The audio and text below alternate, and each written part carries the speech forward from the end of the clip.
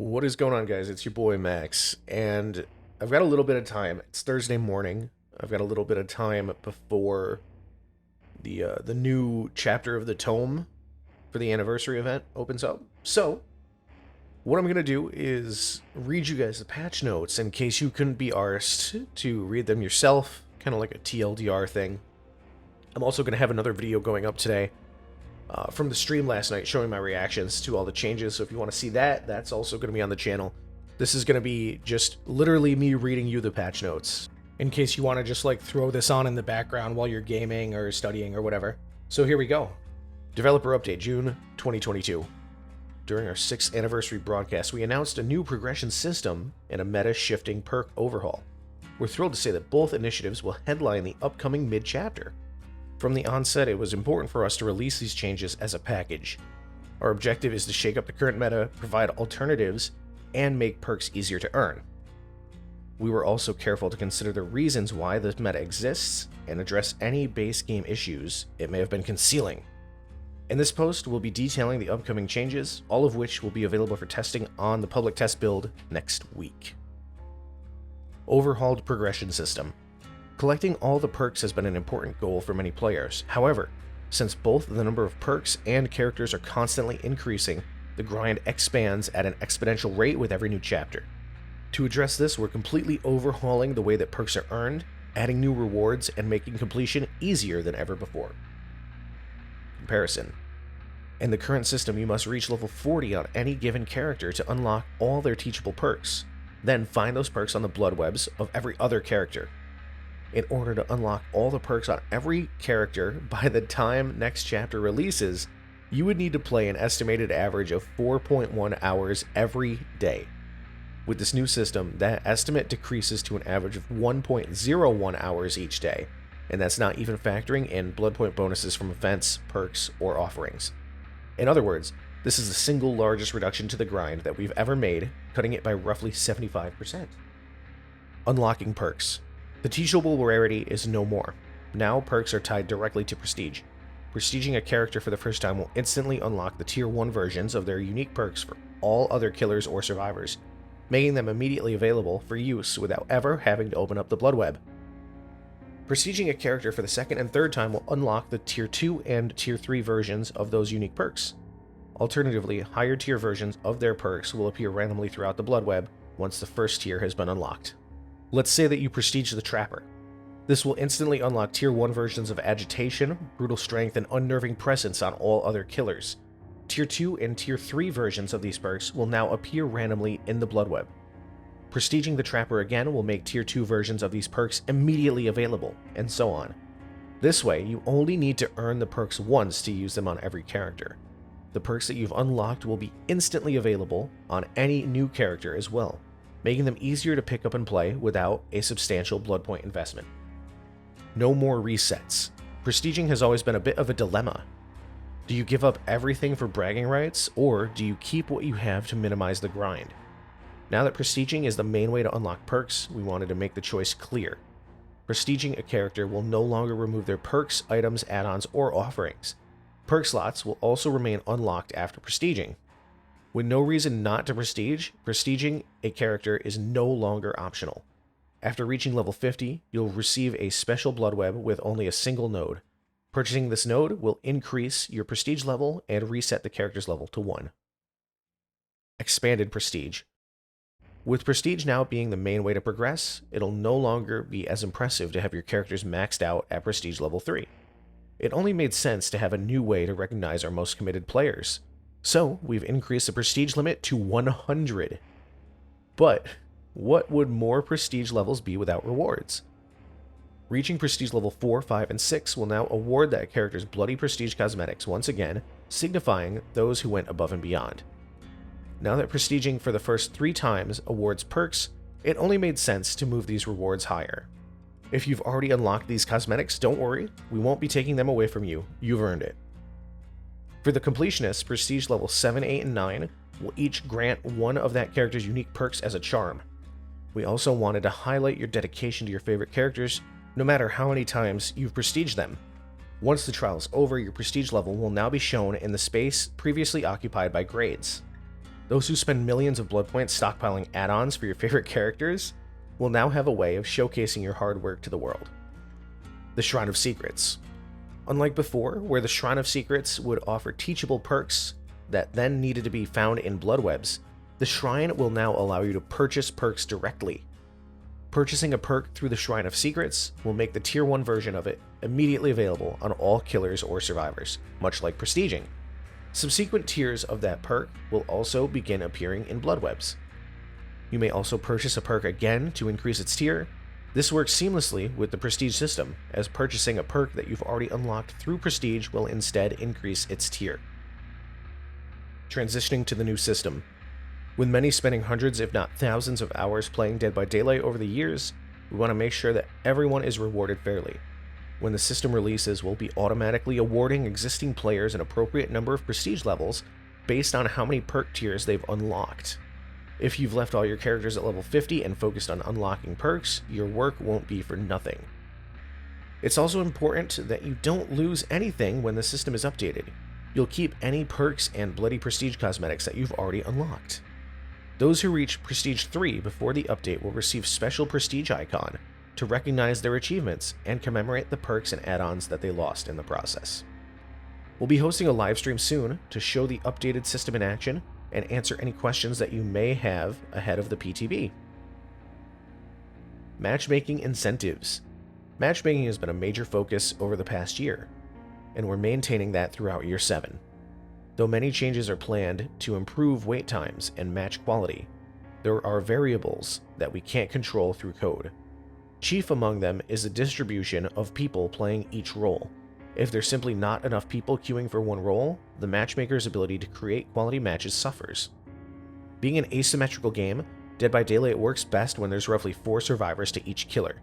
If this 4-to-1 ratio deviates too far, matchmaking time and quality will start to degrade. Too many survivors will cause survivor queue times to increase, while too few survivors will cause killer queue times to increase. To complicate things further, this ratio varies greatly depending on your region, rating, and time of day. In some regions, we've observed an excess of survivors queuing, while in others, too few. Oftentimes, this will change over the course of the day. So, how do we go about improving this? Enter Matchmaking Incentives. Whenever the number of killers to survivors differs too much from the ideal ratio, we'll offer blood point bonuses to anyone who opts to play the needed role. This bonus ranges from 25% to 100% depending on the demand levels.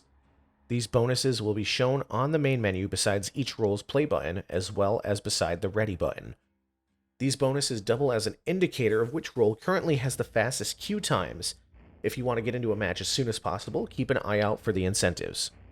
Matchmaking incentives are unique to you and dependent on your matchmaking ratings and region. You may see a bonus for playing killer while your friend sees one for playing survivor. This is intended. Bonuses are dependent on which roles are needed to improve matchmaking at this time. For example, killers may be needed where you are, but there may be an excess of killers where your friend is playing. Playing in a group can also net you a bonus if survivors are needed at that time. However, this will only apply if your group's average matchmaking rating is currently in demand. We believe these matchmaking incentives will improve both queue times and the matchmaker's ability to create quality matches. Heads up, matchmaking incentives will be disabled if crossplay is turned off. As most players play with crossplay on, the system would be highly susceptible to manipulation, and switching roles would have a negligible effect on matchmaking. If you'd like to take advantage of these incentives, we strongly recommend turning on crossplay through the settings menu. Gameplay updates. Some of the most consistent feedback we receive centers around the perk meta. A handful of perks have a dominant usage rate, especially in higher skilled matches. Naturally, the gameplay can feel stale when you see the same perks again and again. In the past, we've addressed individual perks through various updates, but the odd meta change is not enough to shake things up. In this update, we are reworking and rebalancing 39 perks, meta included. We aim to reduce the reliance on the current meta while also providing many new options to experiment with. Before we can make meaningful changes to the meta, we needed to look at why these perks are so heavily used in the first place. While some perks are popular because of their strength, others are popular because they reduce the likelihood of an unfun situation. Therefore, we've prepared a few baseline changes to address some of these core gameplay issues. Generator speed. While looking at the perks most used by killers, there's a very clear trend. Any perk that helps prevent a generator from being powered, slowdown perks for short, are favored. Corrupt Intervention, Pop Goes the Weasel, Scourge Hook Pain Resonance, and Hex Ruin are a few notable examples, and each are amongst the most popular perks. Many players feel like generators are powered too quickly without these perks, so we knew that we needed to look at generators before making any perk changes. Slowdown perks should be an option, but not the only option to stay competitive. First, we have increased the time that it takes to power on a generator to 90 seconds, up from 80 seconds. The time it takes to complete a generator hasn't been changed in a long time, but it's clear that they are being powered quicker than we like. By slowing them down slightly, we hope to give killers a big window to interrupt survivors, particularly at the beginning of the trial. Second, kicking a generator will now instantly remove 2.5% of the maximum progress. This change makes kicking generators more meaningful, even if the survivor stops it from regressing shortly after. Additionally, the survivors must now decide whether they should tap a generator to prevent regression, as this allows the killer to kick it again and knock off even more progress. With these two changes, we hope to reduce the reliance on passive slowdown mechanics and promote increased interaction between killers and survivors. General killer improvements. The average kill rates, how many survivors are killed each trial on average, are a little lower than we would like, a sentiment echoed by many community members. To ensure that killers feel like an unstoppable force to be feared, we're making slight improvements to many aspects of the killer gameplay. We've reduced the time that it takes to break walls and pallets by 10%, now 2.34 seconds, previously 2.6. Generators can also be kicked 10% faster, now 1.8 seconds, it was 2 seconds. While these changes may seem small, a fraction of a second can be the difference between hitting a survivor and them reaching a pallet. Next, we've reduced the cooldown for successful basic attacks by 10%, now 2.7 seconds, previously 3 seconds, and reduced the duration of the survivor's speed boost upon being hit by 10%, now 1.8 seconds, was 2 seconds. Moving forward, survivors will gain slightly less distance upon being hit, making it more difficult for them to run long distances to a safe area. Finally, we've tweaked Bloodlust to increase in power quicker than before. In most chases, Bloodlust does not activate, though there are rare cases where it can be necessary. The long buildup often leaves the killer in a bad spot even if they eventually get the hit. We're adjusting Bloodlust tiers to activate after 15, 25, and 35 seconds of chasing, rather than 15, 30, and 45 seconds. As the first tier of Bloodlust has not been changed, it will not be any more prevalent in the average chase. Bearing in mind the general improvements above, we expect Bloodlust will become even more uncommon outside of exceptional circumstances. Though slight, these changes affect every killer and can have ramifications on the game. We will be watching closely to ensure that nothing gets out of hand. Camping and tunneling. On the survivor side, there's a clear preference for perks that grant a second chance. Borrowed Time, Dead Hard, Decisive Strike, and perks of that nature that help a survivor avoid certain death, leading to an extreme usage rate.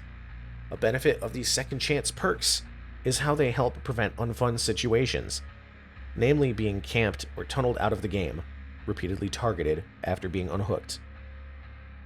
In order to incentivize a meaningful change to the meta, it was clear that we needed to address these controversial tactics.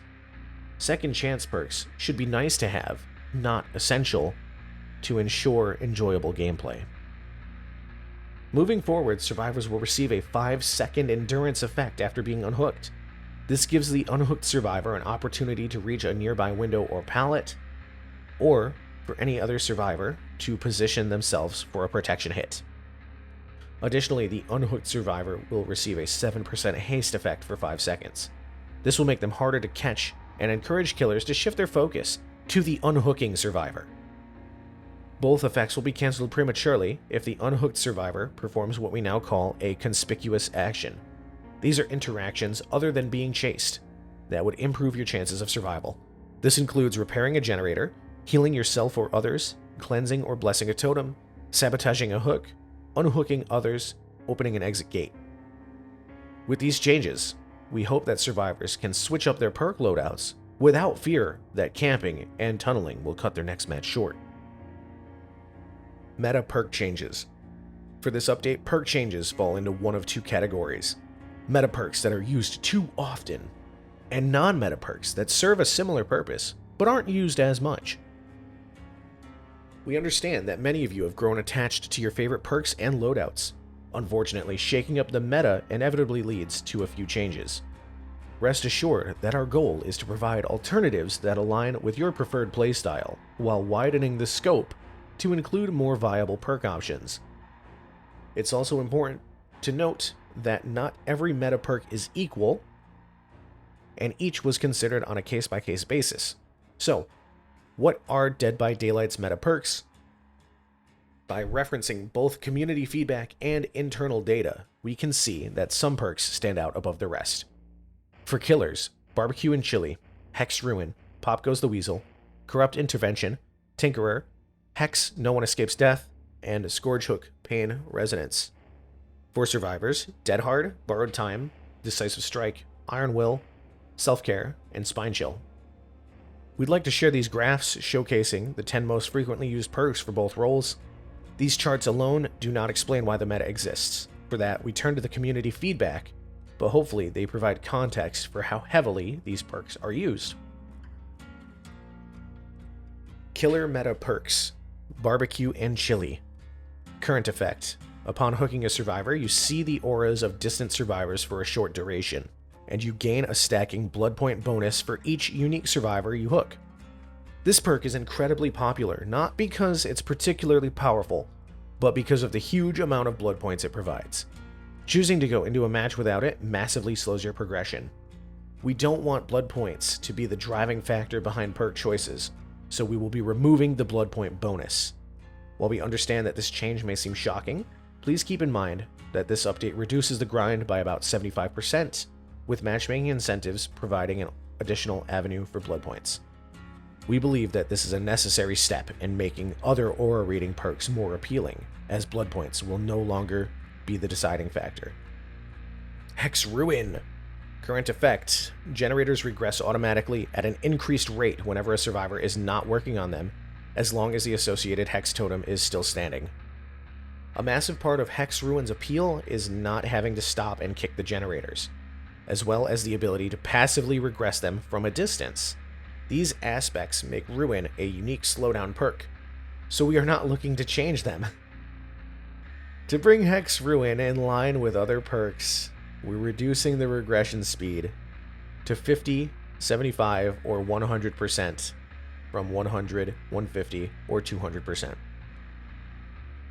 This will reduce its power without destroying its primary appeal, and after a survivor's kill, the Hex Ruin automatically deactivates. Pop Goes the Weasel.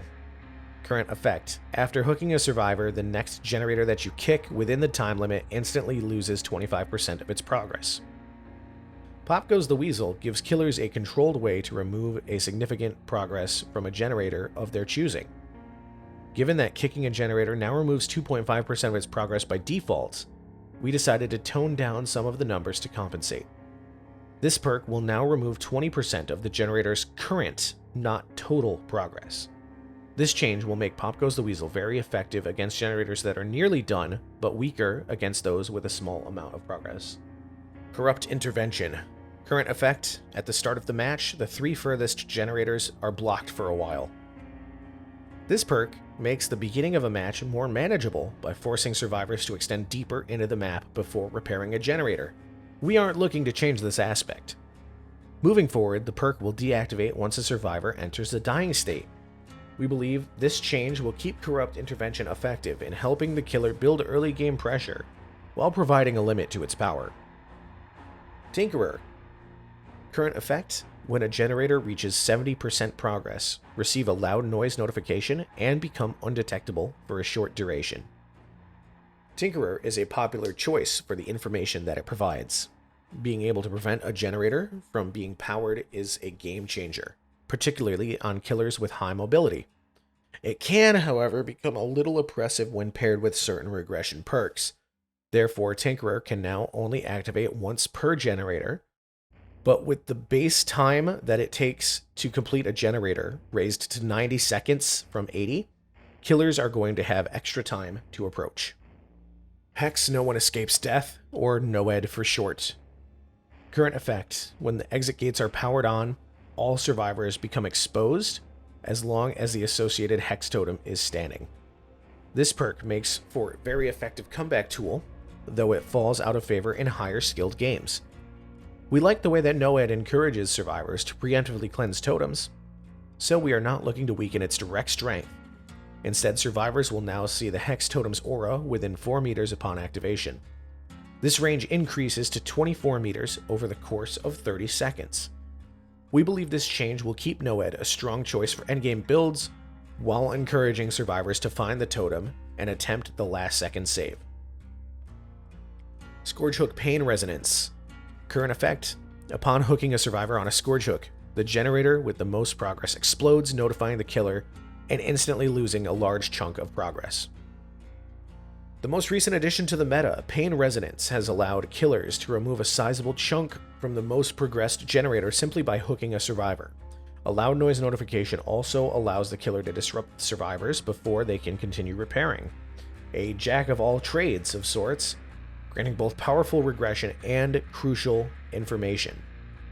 With that in mind, we're removing the loud noise notification. Instead of exploding, the generator affected will now spark upon losing progress, and the survivors will no longer scream.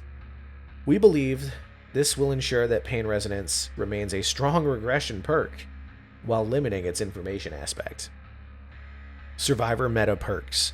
Dead Hard. Current effect: when activated, become immune to damage and dash a short distance. Dead Hard is by far the most used perk by survivors, and it's easy to see why. In the right hands, it acts like a third health state, allowing a survivor to escape a situation where they would otherwise go down. There are 2 main ways that Dead Hard is used: to dodge a hit and for distance, to get to a nearby pallet or window. In the latter case, there's not much a killer can do. Therefore, Dead Hard will now provide the endurance effect for 1 second when activated. If you time it right, you'll prevent the hit and gain a movement speed boost. This will remove Dead Harding for distance and make it solely used to dodge hits, which killers can anticipate and bait accordingly. Decisive Strike. Current effect: after being unhooked, Decisive Strike will activate for a long duration.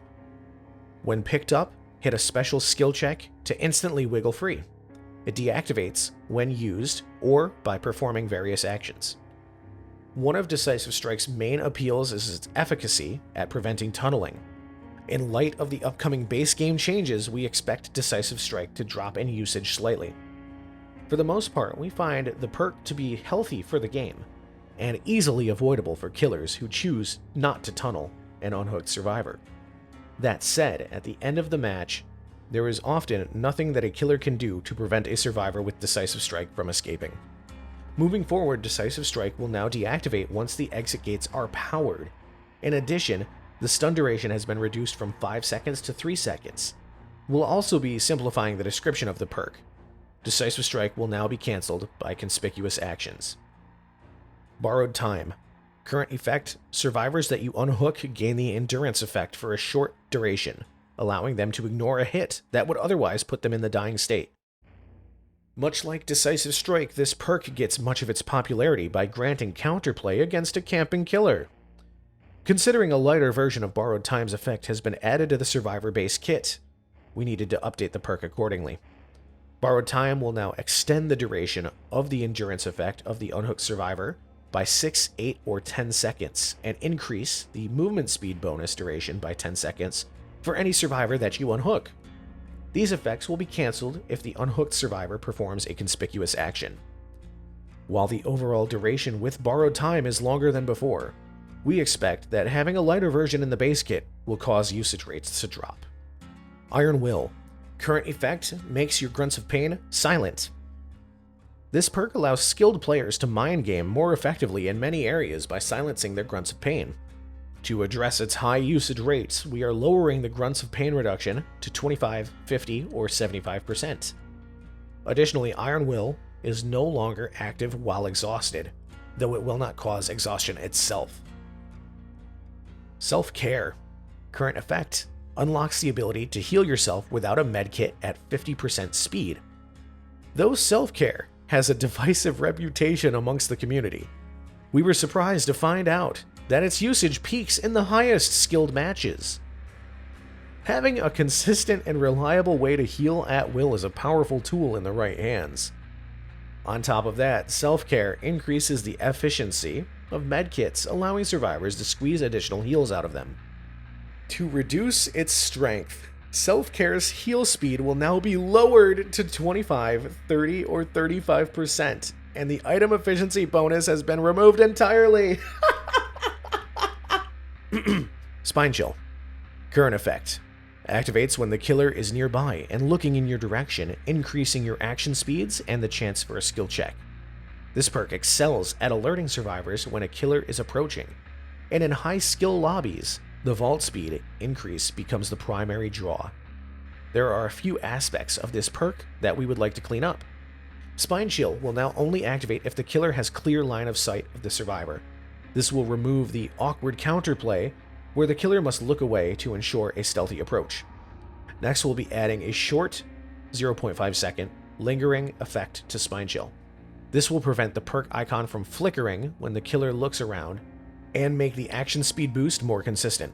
Finally, we'll be removing the vault speed bonus entirely, as it does not suit the perk's nature. Non-meta perk changes. With so many meta perks being changed, we wanted to make sure that everyone had something new to look forward to.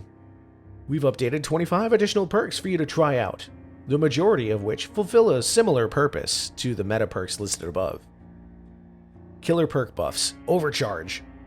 Along with its current effects, Overcharge will now cause a kicked generator's regression speed to grow from 100% to 400% over the course of 30 seconds. Survivors will want to stop this generator from regressing as soon as possible. Eruption. Eruption released with fairly safe numbers, but upon reflection, we're comfortable with increasing them. We have upped the generator regression penalty to 10% and the duration of the incapacitation effect to 15, 20, or 25 seconds. Knockout. Those of you who like to leave survivors on the ground can have a little bit more peace of mind. In addition to its current effect, Knockout will cause dying survivors to crawl 50% slower for 15 seconds, and reduce their recovery speed by 25%. Coulrophobia. To make healing in the killer's terror radius even more unappealing, Coulrophobia will now increase the speed of skill checks by 50% on top of its current effect. Dark Devotion. This perk is great for confusing and sneaking up on survivors, but the basic attack requirement makes it unappealing for certain killers. Dark Devotion will now activate whenever the obsession loses a health state. Jolt!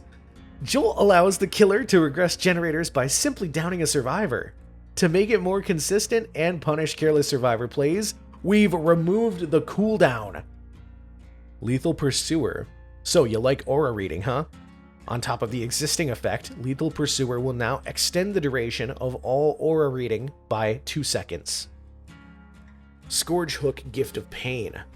This perk also shipped with safer numbers, so we'll be increasing the action speed penalty to 10, 13, or 16%. Thanatophobia. Another quick one. We're increasing the action speed penalty to 4.5, 5, or 5.5 per survivor for a maximum of 18, 20, or 22%. Scourge Hook Monstrous Shrine.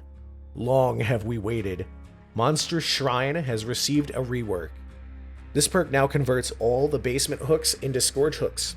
Additionally, Scourge Hooks will now grant 10, 15, or 20% faster entity progress, but only if the killer's not within 24 meters. Survivor perk buffs. Calm Spirit. In addition to Calm Spirit's current effect, you can now open chests and cleanse and bless totems silently, albeit at 40, 35, or 30% reduced speed. Saboteur. After months of studying, saboteurs can now identify Scourge Hooks. Their auras will be shown in yellow when a survivor is being carried. Use this information to your advantage to prevent Scourge Hook perks from being activated. Botany Knowledge. Botany Knowledge now increases healing speeds by 30, 40, or 50%, up from 11, 22, and 33%. Off the record.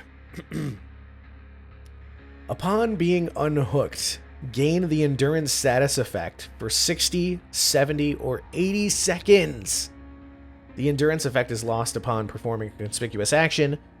While this is a lengthy endurance effect, any game progression action will cancel it prematurely, making it purely for evading the killer after being unhooked.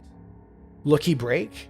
This perk is great for escaping a chase, but the effect quickly runs out. We're giving survivors a way to recharge Lucky Break. Each second spent healing another survivor increases Lucky Break's duration by 1 second. The total time cannot exceed the starting duration. Pharmacy.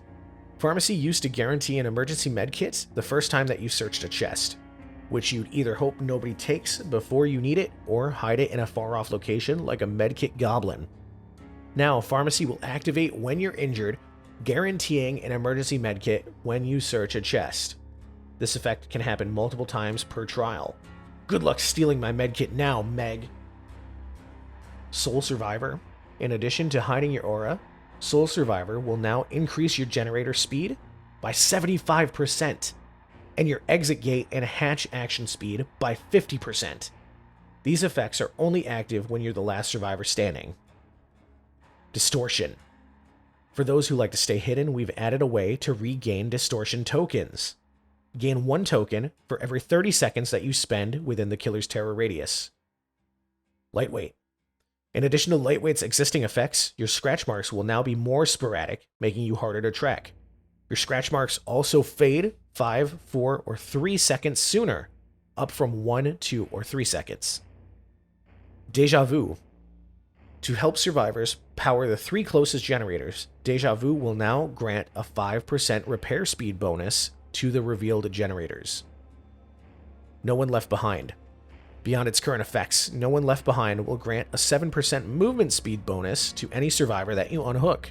Additionally, the perk now activates when the gates are powered rather than opened. Dark Sense. We've changed the way that Dark Sense works. When a generator is powered, Dark Sense will activate. The next time the killer comes within 24 meters of you, their aura is revealed for 5, 7, or 10 seconds. Dark Sense will then deactivate. Tenacity. In addition to its current effects, Tenacity now reduces your grunts of pain by 75% while you're in the dying state. Combined with the increased crawling speed, this perk will now be much more effective in crawling away from the killer. Hope. Hope is great for those who like to make late game saves, but the limited duration can cause it to expire at an inconvenient time. Since this perk is only useful at the end of the match, we've removed the duration entirely. Overzealous. In its current state, cleansing a totem grants you a repair speed bonus of 6, 7, or 8%. Now, that bonus will double if you cleanse a hex totem. We're gonna live forever. Much like barbecue and chili, this perk features massive blood point bonuses. We don't want blood points to dictate which perks are used, so we've removed the bonus blood points from We're Gonna Live Forever. This change will release at the same time as the progression overhaul, which is expected to cut the grind by about 75%. With matchmaking incentives providing an additional avenue for blood points. Additionally, actions that previously granted a token will now activate the perk's secondary effect. While active, healing a survivor from the dying state will grant them the endurance effect for 6, 8, or 10 seconds. The secondary effect from We're Gonna Live Forever will then deactivate. We realize that following these changes, a new meta will surely rise. We'll be closely monitoring the performance of each updated perk to ensure that none fall too far out of line. Moving forward, we hope to make meta-shaking updates like this one a more frequent part of our plans in order to keep the gameplay feeling fresh. With that, we've reached the end of this edition of the developer update. Kudos to those of you who made it this far. It was a long one. As always, these changes will be available for testing next week on the PTB. Given the number of changes made, we'll be keeping an extra close eye out for feedback. We'll also be holding a live stream in the near future to preview the update and answer any questions that you may have. Until next time, the Dead by Daylight team.